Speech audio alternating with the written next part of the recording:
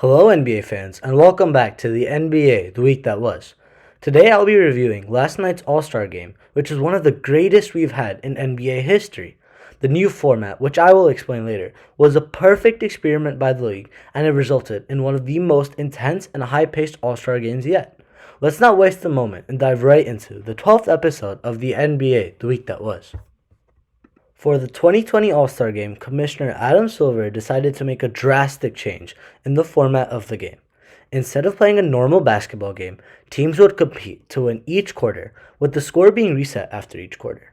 Then, in the fourth quarter, 24 points would be added to the total cumulative score of the team with more points after 3 quarters, and that new score would be set as the target score for both teams. Then, the fourth quarter would be played without a game clock, and the first team to reach the target score would win. On a side note, the reward of winning each quarter is $100,000 to a Chicago-based charity chosen by either LeBron or Giannis.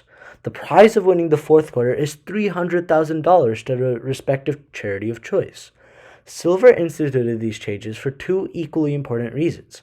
Firstly, the league was aware that fans, such as I, were getting frustrated with the lack of intensity and competition in the All-Star Game.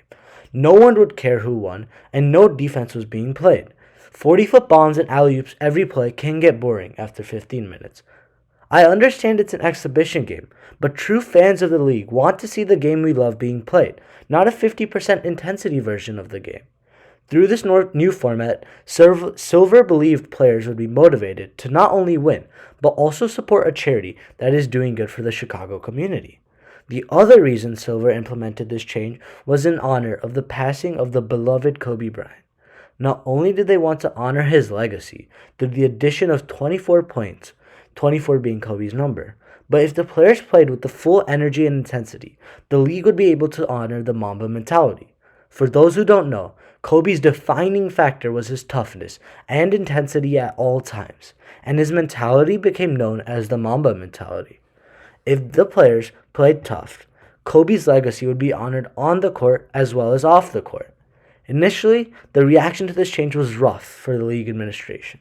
The majority of fans, including yours truly, were frustrated with the change. While we didn't want more intensity and just plain defense, we didn't want the basic rules of basketball to be altered. Well, Mr. Silver, and your team proved us wrong.